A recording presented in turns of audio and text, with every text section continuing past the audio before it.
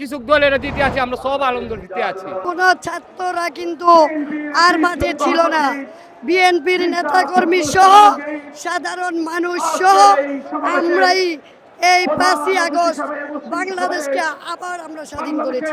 জনগণ শান্তিতে আছি বাংলাদেশে, সেটাই আমাদের জন্য সবচেয়ে বড় পাওয়া। বাংলা রাষ্ট্রে কোনো চোর রাখার সম্ভব না, রাখবো না ইনশাল্লাহ। নাম লিখে কই বিএনপি গেছে গা 2 থেকে 3 মাসের ভিতরে আমরা বিএনপির পক্ষ থেকে এবং 18 কোটি জনতার পক্ষ থেকে আমরা সুস্থ অবাধ নির্বাচন চাই। দেশের পরিস্থিতিরা পর্যবেক্ষণ করে তারা যত সময় নির্বাচন দিবে, নির্বাচন নিয়ে আমাদের কোনো মাথা ব্যথা নেই।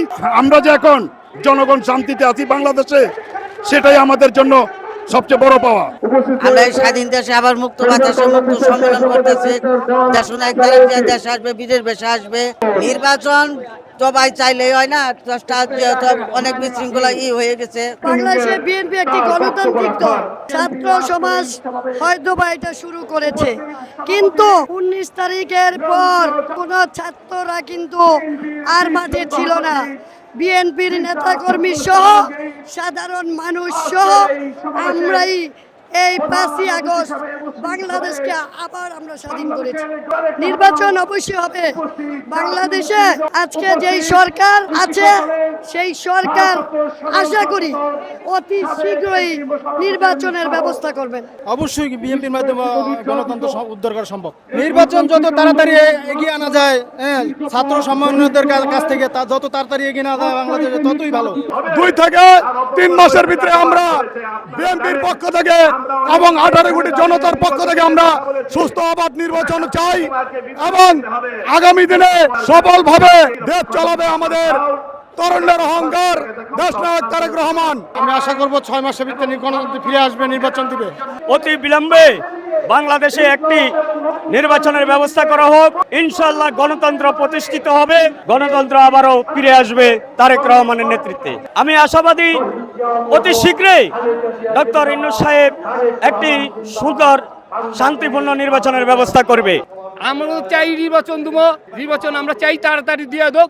আমরা এই দেশে তারেক রহমানের দেবো আইতে আসতে কইতাছি আহো। এখন তো কেউ পালাইছে, কেউ ভারত ভাই পালাইছে, কেউ দেশের ভিতরে পালাতক আছে। এই রাষ্ট্রে, এই বাংলার রাষ্ট্রে কোনো চোর রাখার সম্ভব না, রাখবো না ইনশাল্লাহ। এই কৃষক দলের পক্ষ থেকে আমি বলছি। আমলিক তো দেশে কুইতেই পাবেন না, আমলিক এত দেশে নাই। নাম লিখে কই বিএনপি গেছে গা আমলিক সব পলাতক, আমলিক নাই এখন। আমলিক পাবেন না, যারা আমলিক হয়েছে বিএনপি চামচামি করতেছে সব। অবিলম্বে সেই দোষীদের, সেই হাইনাদার, সেই খুনিদেরকে আইনের আওতায় এনে বিচার করা হোক। তারা পালিয়ে গেছে দেশ থেকে।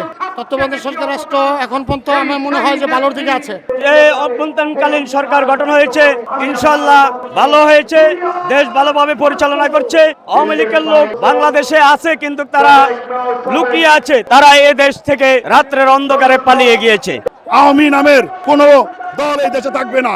ফেসিলিটি সরকারে যাওয়ার পরে এখন যে আমরা যত আনন্দ পাইতেছি, ধরে আজকে আমরা কিছু দলের দিতে আছি, আমরা সব আনন্দ দিতে আছি। লাল সবুজের পতাকা আজকে তো আমাদের দেশের নতুন স্বাধীন থেকে যে নতুন আনন্দ পাইছি দিকে লাল পতাকা, লাল সবুজ রং দিয়ে লাগায় আমরা আইছি।